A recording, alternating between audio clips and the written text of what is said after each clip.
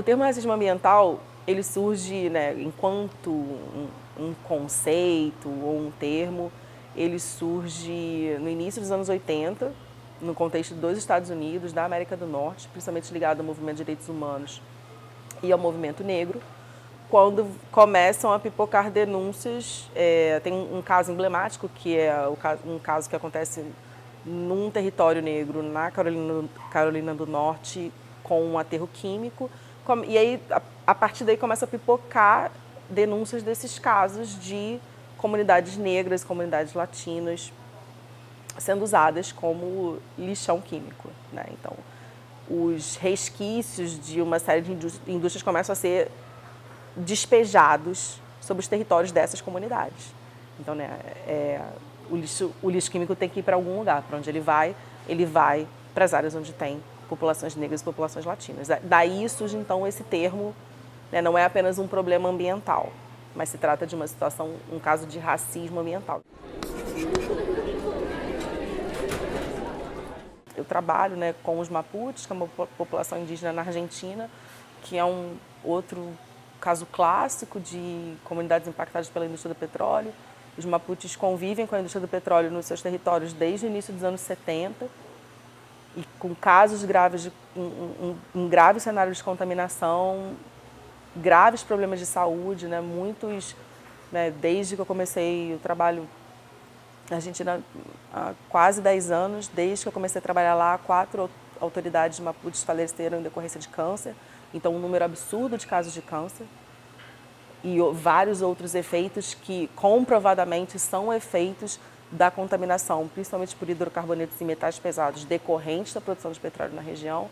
Mais recentemente a gente tem chegada do fracking, que é um método de perfuração de certos reservatórios de petróleo e gás, que é muito mais agressivo, né, em termos de contaminação e também que é uma situação que afeta também as comunidades mapuches. A gente tem uma série de conflitos por mineração no norte do Peru, a gente tem a situação dos Yanomami na região da Cabeça do Cachorro, na Amazônia, com garimpo ilegal, uma contaminação também por metais pesados, por mercúrio, né? Enfim, a gente tem Nigéria, também afetado, né, um caso clássico também de contaminação pela indústria petroleira, especialmente pela Shell. Então, né, os casos, assim, infelizmente, são inúmeros e cada vez mais, né, recorrentes também, de novo, né, em função das consequências e muitos cenários de contaminação que acabam também sendo agravados pela questão das mudanças climáticas, né? Então, às vezes, cenários de contaminação que são agravados, por exemplo, por grandes inundações. Eu acho que um exemplo clássico de racismo ambiental no Rio de Janeiro que está no nosso cotidiano são as consequências das chuvas, né? Dos grandes temporais, né? Então a gente vê quem são as populações mais afetadas pelos grandes temporais, tanto pelas alagações quanto pelos desbarrancamentos. São comunidades negras periféricas, né?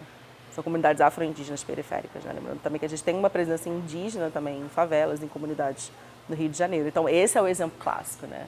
Aí a gente observa, ok, todos são afetados na cidade, mas alguns são muito mais afetados que outros, né? Então chega dezembro e janeiro, como sempre, grandes inundações na Baixada Fluminense, por exemplo, né? Tantas e tantas famílias que por tantos anos, famílias periféricas que por tantos anos passam seus natais, às vezes, com as suas casas inundadas, ou passam o ano novo com as casas inundadas.